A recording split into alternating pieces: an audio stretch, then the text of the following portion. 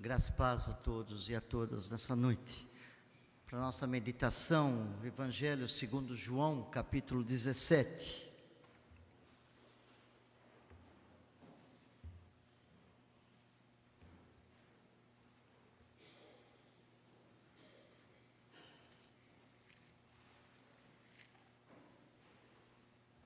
Nós leremos o capítulo inteiro. Um texto que vai falar a respeito da oração sacerdotal de Jesus, uma oração de intercessão.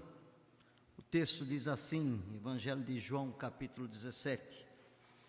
Tendo Jesus falado essas coisas, levantou os olhos aos céus e disse: Pai, é chegada a hora. Glorifica teu Filho, para que o Filho te glorifique a ti. Assim como lhe conferiste autoridade sobre toda a carne, a fim de que ele conceda a vida eterna a todos o que lhe deste. E a vida eterna é esta, que te conheçam a ti, o único Deus verdadeiro, e a Jesus Cristo a quem enviaste. Eu te glorifiquei na terra, consumando a obra que me confiaste para fazer. E agora, glorifica-me, ó Pai, contigo mesmo, com a glória que eu tive junto de ti, antes que houvesse mundo. Manifestei o teu nome aos homens que me deste do mundo. Eram teus, tu nos confiaste, e eles têm guardado a tua palavra.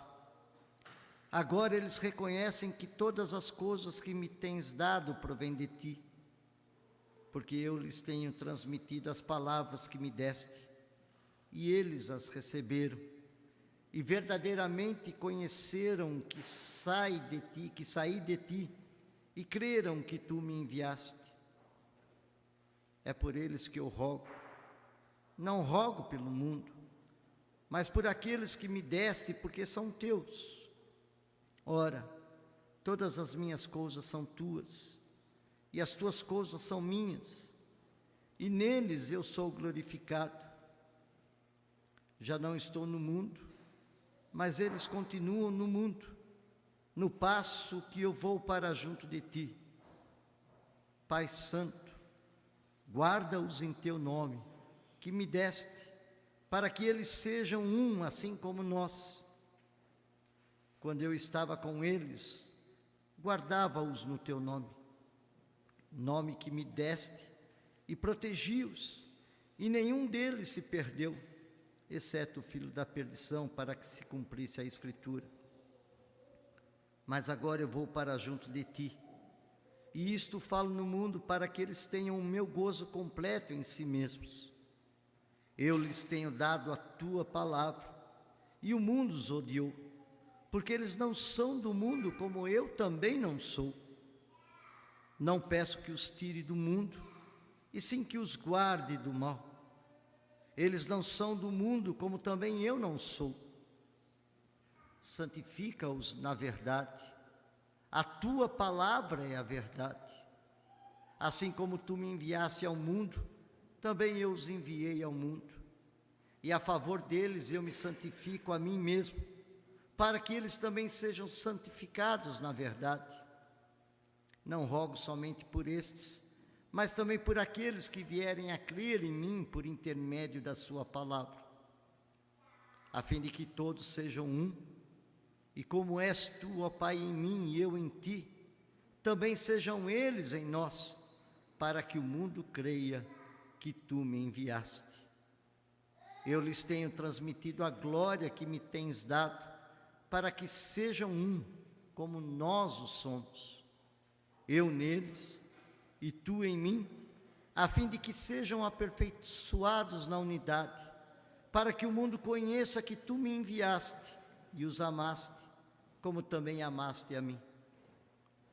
Pai, a minha vontade é que onde eu estou, estejam também comigo aqueles que me deste, para que vejam a minha glória que me conferiste, porque me amaste antes da fundação do mundo. Pai justo, o mundo não te conheceu, eu, porém, te conheci. e também estes compreenderam que tu me enviaste. Eu lhes fiz conhecer o teu nome, e ainda o farei conhecer, a fim de que o amor com que me amaste esteja neles, e eu neles esteja. Evangelho segundo João, capítulo 17. Curve a sua fronte agora e ore a Deus. Peça que Ele fale ao seu coração nesse instante, através da palavra dEle. Peça que Ele lhe oriente, que Ele lhe mostre o caminho a ser seguido.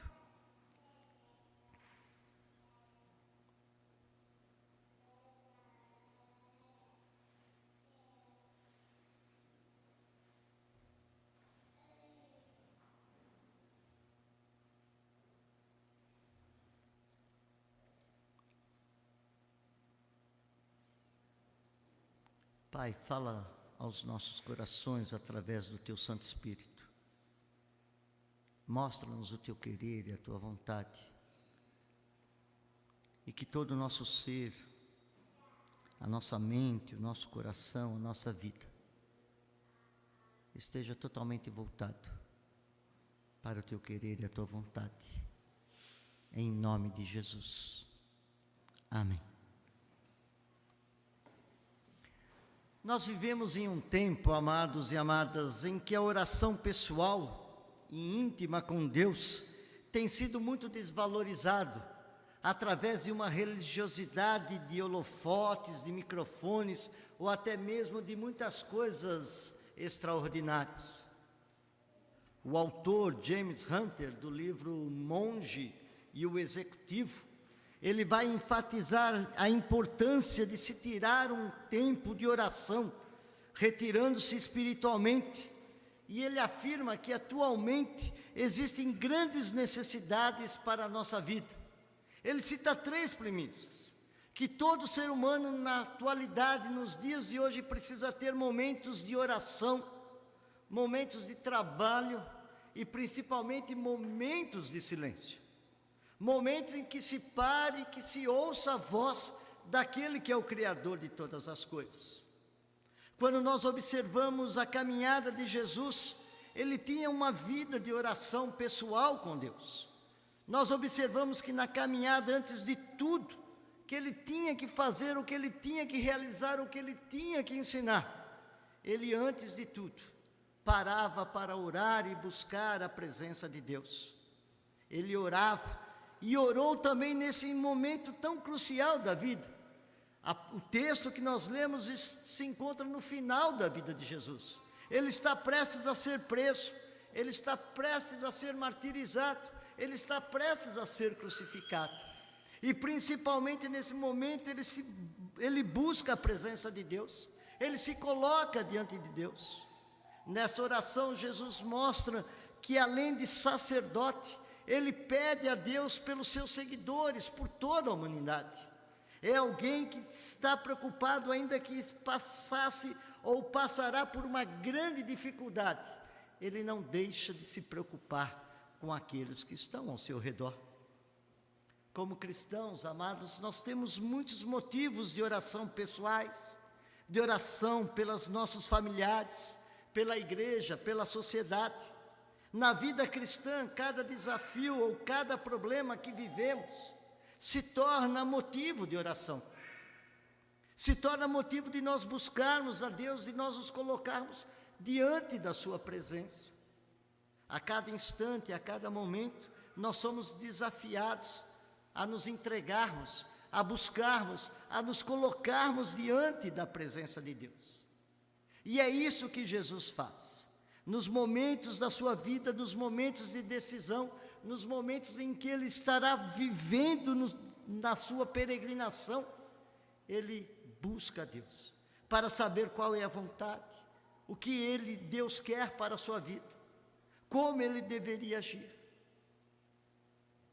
O texto lido, ele é chamado de oração sacerdotal de Cristo Jesus, ou seja, uma oração de intercessão, uma oração em que ele intercede a Deus, não somente por ele, mas também por aqueles que estão ao seu redor, pelos seus discípulos, pela igreja, pelo seu povo.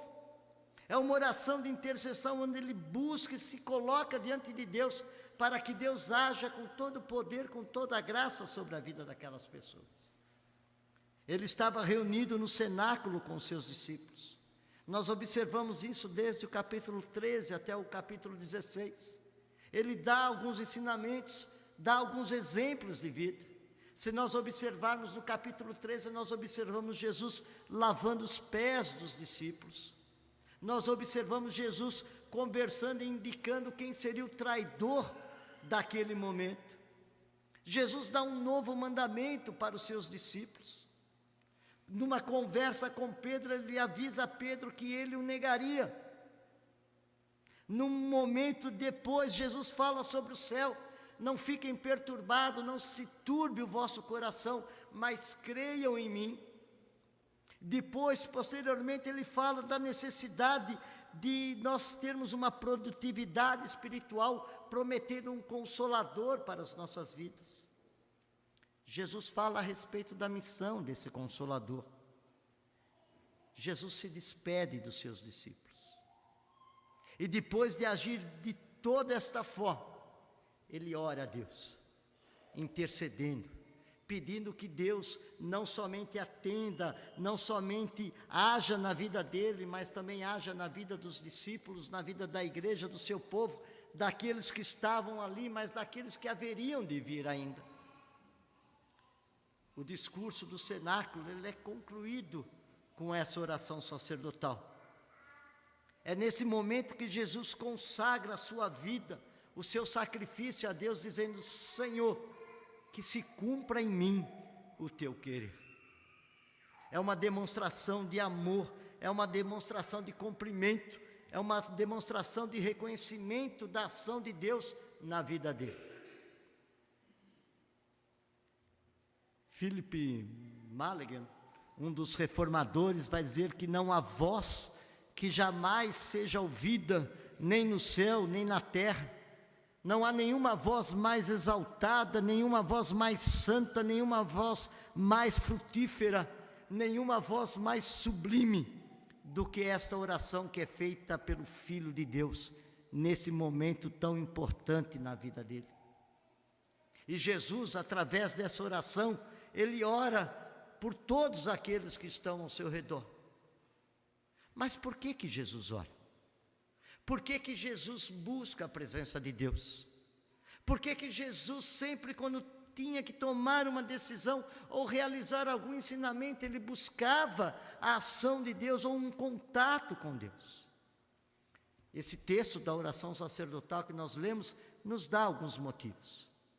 E o primeiro motivo que nós encontramos, e se encontra do versículo 1 ao versículo 5.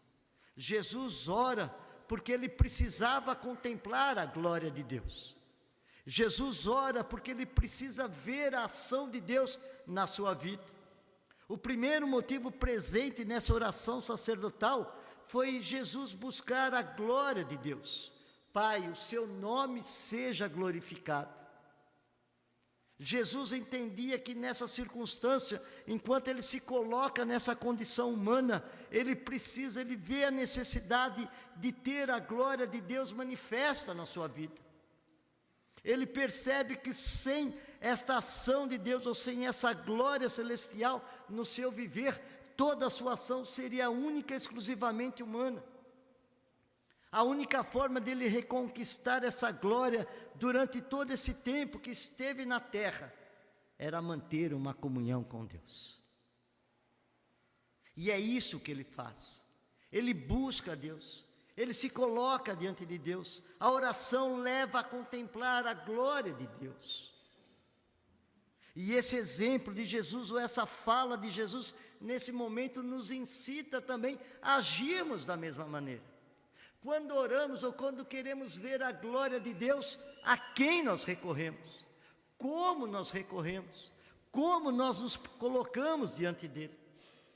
Será que quando nós oramos, nós vemos a glória de Deus sendo manifesta em nossas vidas? Nós permitimos que a glória de Deus se manifeste no nosso viver e no nosso relacionamento com Deus? Jesus Cristo, quando está nesse momento crucial da sua vida, Ele ora a Deus porque ele precisa ver a glória de Deus. Ele busca glorificar a Deus, não só nas suas palavras, mas também na sua ação. É por isso que Jesus ora a Deus, porque ele precisa contemplar. Ele ora por ele para que o Pai o glorificasse, para que o Pai fosse glorificado por ele, para que o Pai, através do seu sacrifício, pudesse ver nele toda a sua glória. Quando nós oramos a Deus, o que nós buscamos? Quando nós oramos a Deus, qual é a nossa intenção? Qual a intenção que vai em nosso coração? Mas Jesus também, ele ora pelos seus discípulos, para que eles estivessem firmados na sua palavra. Dos versículos 6 até o versículo 17, a pessoa de Jesus revela a palavra de Deus. Ele mostra que a palavra de Deus é a forma como as pessoas podem conhecer a Deus. Por isso é que Jesus pede tanto a Deus que a sua palavra permaneça nos seus discípulos. Ele sabia que o poder das suas palavras ecoariam no coração dos seus seguidores por todas as gerações. Somente através da palavra é que Jesus reconhecia que os discípulos poderiam fazer aquilo que Deus queria para eles. Ele tinha certeza de que se partisse de volta para a sua glória celestial, as suas palavras continuariam atuando na terra. Certa vez eu ouvi que quem não lê a Bíblia, ele não tem assunto para conversar com Deus. Quem não lê a Bíblia, ele não tem assunto para conversar com Deus. E eu creio que isso é uma verdade muito importante para nós pararmos e pensarmos. Porque quem gosta de futebol, ele discute futebol, ele conhece futebol. Quem não gosta de futebol, quem não lê sobre futebol, não vai discutir sobre futebol. Não vai querer que o São Paulo ganhe, ou que o Corinthians perca, ou o que quer que seja. Não sabe quem é o time coxa, o que é o time vermelho. Quem gosta de futebol, fala de futebol, discute futebol. Quem lê sobre política e gosta de política, discute política. E nós só poderemos falar com Deus, ou só poderemos discutir sobre Deus, ou falar sobre Ele, quando nós o conhecermos através da palavra dEle. É por isso que Jesus incentiva essa questão, de que a palavra que Ele ensinara, a palavra que Ele deixara, deveria ser uma constante na vida dos discípulos. E conhecereis a verdade, e a verdade vos libertará. Se vocês não conhecerem a minha palavra, vocês morrerão. Não é orar, não é somente falar com Deus, mas orar é conversar com Deus, é falar a respeito das coisas que Ele gosta. Você já teve a oportunidade de conversar com alguém que você começa a tratar de um assunto e a pessoa não entende nada desse assunto, e que você quer falar com ela e ela não entende nada do que você está falando? É eu quando converso com o meu filho sobre informática, sobre computador. Ele vem com algumas conversas que eu não entendo nada, e ele quer falar e eu tenho que escutar. Mas é apenas um monólogo, é apenas ele falando. Muitas vezes nós queremos conversar com Deus sem saber o que Ele quer para as nossas vidas. Muitas vezes nós queremos conversar com Deus, mas não conhecemos o seu querer e a sua vontade. Não sabemos o que Ele requer das nossas vidas. É por isso que quando Jesus faz essa oração final, essa oração sacerdotal, Ele intercede pelos seus discípulos, Ele ora para que os seus discípulos se firmem na sua palavra. O interesse de Jesus Cristo pelos discípulos não era para que eles apenas prosperassem materialmente, mas para que eles vivessem em santificação pela sua palavra. Até que ponto nós conhecemos a vontade de Deus? Até que ponto nós temos conversado com Deus em oração através da sua palavra, do seu querer e da sua vontade? Nós precisamos entender, amados, que quando nós lemos a palavra de Deus, nós ficamos conhecendo as promessas de Deus para as nossas vidas. E em oração nós podemos pedir aquilo que Ele nos promete, as suas bênçãos, as suas orientações. A Escritura se torna viva e eficaz quando nós falamos a respeito da palavra do fundo do nosso coração. Nós temos assunto para conversar com Deus, porque a boca fala do que o coração está cheio. E se nós não enchermos o nosso coração com a palavra de Deus, nós não teremos palavras para conversar com Ele. É por isso que Jesus ora ao Pai, pedindo que a palavra seja eficaz e efetiva na vida deles. Mas Jesus também ora para o Pai, porque Ele desejava enviar os seus discípulos para a obra dele. Dos versículos 18 a 20 nós encontramos isso.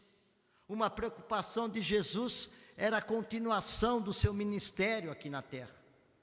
É por isso que ele ora para Deus, para que Deus enviasse também os seus discípulos, como ele foi enviado pelo Pai. Pai, envia-os. Naqueles dias a presença de Deus no mundo estava marcada pela pessoa de Jesus. Mas quando ele voltasse para os céus, os seus discípulos deveriam continuar a sua obra através da ação do Espírito Santo. É por isso que Jesus Cristo ora ao Pai, para que o Pai enviasse e desse condições para que os seus discípulos pudessem realizar a sua missão. Um dos maiores motivos de oração na igreja, que certamente é o clamor de todo líder, de todo pastor, é que pessoas possam o ajudar na obra de Deus. A coisa mais triste para um líder cristão, um líder espiritual, é ver a sua igreja sentada, abatida, acanhada, diante das circunstâncias que se apresentam por aí. Uma igreja que fica única, exclusivamente sentada. É por isso que Jesus Cristo tem essa preocupação. É por isso que em determinado momento Jesus Cristo vai dizer: rogai ao Senhor da seara para que Ele envie mais trabalhadores para a sua seara. A vontade de Deus, a vontade e o pedido, a oração de Jesus Cristo é que Deus enviasse pessoas para a continuação da sua obra. Será que você tem se disposto a Deus? Será que quando você ora a Deus, você diz para Ele: Senhor, eis-me aqui, envia-me a mim, como Isaías disse? Será que quando você ora a Deus, você tem que se colocado diante dEle para buscar conhecer a sua vontade antes de expor o que você quer que Ele lhe faça? Jesus Cristo ora porque Ele vê a necessidade de que pessoas, os seus discípulos, sejam enviadas por Deus. É por isso que Ele fala a respeito do Consolador. É por isso que Ele fala que sem Ele eles nada poderiam fazer. Mas viria alguém que estaria mostrando a palavra, que lhe estariam ensinando os discípulos. E quando Ele está prestes a subir, Ele vai dizer: olha, toda autoridade me foi dada no céu e na terra, e essa autoridade eu passo para vocês. Por isso vão, continuem caminhando, façam discípulos de todas as nações, ensinando-os a guardar todas as coisas que eu vos tenho ordenado. E eis que estarei convosco todos os dias, até a consumação dos séculos. Jesus ora não somente para que os discípulos conhecessem a sua palavra, mas Jesus ora para que Deus tocasse no coração dos seus discípulos, para que eles colocassem a mão no arado e caminhassem e levassem a mensagem por onde quer que fosse necessário. Mas Jesus Cristo não ora somente por isso, pela sua igreja. Jesus Cristo ora também para que os seus discípulos fossem unidos. Diz os versículos 21 a 23, para que não haja divisão, para que não haja partidarismo. Um problema sério que Jesus percebe nos seus discípulos, em toda a caminhada que Ele tem com os seus discípulos, é a fragilidade dos seus seguidores. Então Ele ora a Deus pela unidade dos seus discípulos. Ele sabia que se os seus discípulos estivessem unidos, eles seriam fortes.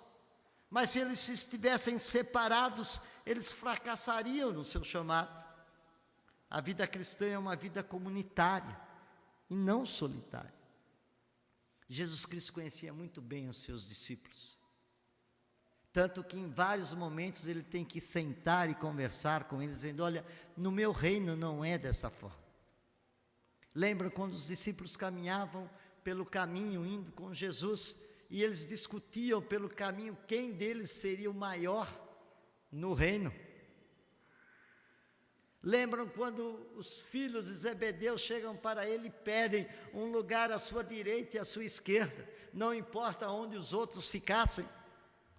Jesus Cristo conhecia muito bem os seus discípulos, e é por isso que ele intercede, que ele ora a Deus pedindo que os seus discípulos fossem unidos, para que eles pudessem ser um, como Jesus Cristo e o Pai eram um. Jesus Cristo entendia que enquanto os seus discípulos não tivessem essa mentalidade, eles não conseguiriam fazer a obra que eles deveriam fazer. Esse motivo de oração de Jesus, eu creio que ainda é algo urgente para a nossa igreja. Nós vemos milhares de denominações cristãs, cada uma vê como sendo a única e verdadeira igreja de Cristo. A consequência disso é de um cristianismo totalmente individualizado. Nós observamos as pessoas totalmente desacreditadas nas igrejas. Hoje a nossa sociedade vê a igreja como um grupo de pessoas totalmente desacreditadas, porque brigam entre si, buscam seus próprios interesses, não estão preocupados com a sociedade. Trocam de igrejas, trocam de comunidades como se trocassem de roupas. Essa comunidade não está me agradando agora, deixa eu ir para uma que eu me agrade. Nós precisamos entender, amados, que somente quando nós formos um, somente quando nós buscarmos a nossa unidade em Cristo Jesus, é que nós poderemos ser referência onde quer que nós estejamos. E é por isso que Jesus Cristo ora ao Pai, para que os seus discípulos fossem unidos, para que eles tivessem como motivação central a unidade pelo vínculo da paz. Jesus Cristo ora para que nós fôssemos um. E por último, Jesus Cristo também ora ao Pai para revelar a vontade soberana de Deus. Diz os versículos 24 a 26. Uma dúvida pairava sobre as mentes dos discípulos: como seria a vida deles sem Jesus? O que seria da vida deles? Jesus Cristo estava falando de morte, estava falando que ele subiria aos céus, que ele iria de volta para o Pai. O próprio Senhor, Jesus Cristo, também estava preocupado com isso. Talvez seja por isso que ele não queria abandoná-los. Talvez fosse por isso que ele ora ao Pai um pouco mais à frente, dizendo: Senhor, se for possível, passa de mim esse cálice, mas que seja feita a tua vontade e não a minha. Os seus discípulos precisariam conhecer a vontade de Deus para as suas vidas. Além de conhecer a vontade de Deus, os discípulos precisavam conhecer o poder do nome de Jesus Cristo, o poder do nome que manifesta todo o poder dado por Deus para ele. Da mesma maneira que é difícil encontrar alguém sem ter um nome, sem ter um endereço, também seria difícil viver uma fé cristã sem saber qual era a vontade de Deus ou qual era o seu poder. Depois da ida de Jesus Cristo para os céus, o que nós faríamos? O que os discípulos fariam? Antes de cada decisão, eles teriam que primeiro buscar a orientação do Pai. É por isso que Jesus Cristo encerra esse texto dizendo que eu lhes fiz conhecer o teu nome e ainda o farei conhecer, a fim de que o amor com que me amaste esteja nele e eu neles esteja. Jesus Cristo vive uma vida de oração. A oração não era algo que acontecia de vez em quando na vida de Jesus. A oração não era algo que acontecia quando Jesus Cristo pensasse ou tivesse tempo para fazer. E sejamos claros, eu creio que Jesus Cristo trabalhava muito mais do que nós hoje. Eu creio que Jesus Cristo tinha muito mais trabalho do que nós nos dias de hoje, independente de onde nós possamos trabalhar. Mas ele sempre buscava a Deus em oração. Como tem sido a nossa vida de oração? Até que ponto nós entendemos que a oração é fundamental para a nossa vida e para o nosso relacionamento com Deus? Um homem de Deus já dizia que uma igreja sem oração é uma igreja sem poder. Uma igreja com pouca oração é uma igreja com pouco poder. Mas uma igreja de muita oração é uma igreja de muito poder. Como tem estado a nossa vida de oração? Qual a importância que nós temos dado nessa conversa, nesse bate-papo com o nosso Deus? Até que ponto isso é fundamental para a nossa vida? Jesus ora ao Pai, Jesus busca a Deus, e se Ele assim agiu, por que nós não deveríamos fazer da mesma maneira? O desafio para Deus, o desafio de Deus para nós nessa noite, é que nós estejamos buscando a Deus em oração, que nós estejamos intercedendo e buscando a glória de Deus, que nós estejamos intercedendo pelos nossos irmãos, pela nossa igreja, que nós estejamos pedindo que Deus nos use, que Deus nos envie, que Deus nos encaminhe para realizar a sua vontade, que nós estejamos orando para que nós sejamos unidos, para que nós sejamos um, para que o mundo creia, que nós estejamos orando para que a vontade soberana de Deus se faça em nossa vida, como Jesus Cristo orou nos últimos momentos do seu viver. O desafio para nós nessa noite é ore, busque a Deus, para a sua honra e para a sua glória. Curve a sua fronte agora e ore a Deus. Até que ponto você tem buscado Deus em oração?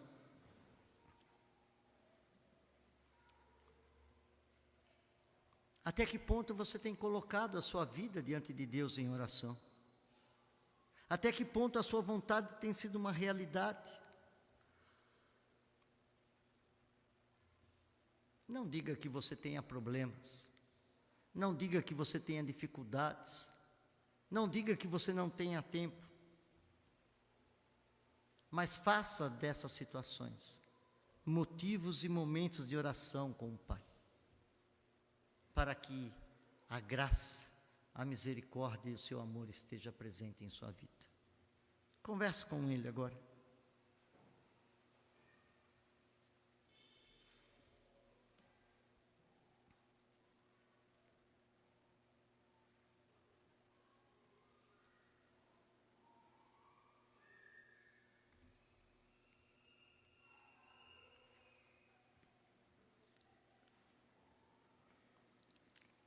Pai, nós te louvamos pela Tua palavra, pelos desafios que ela nos mostra.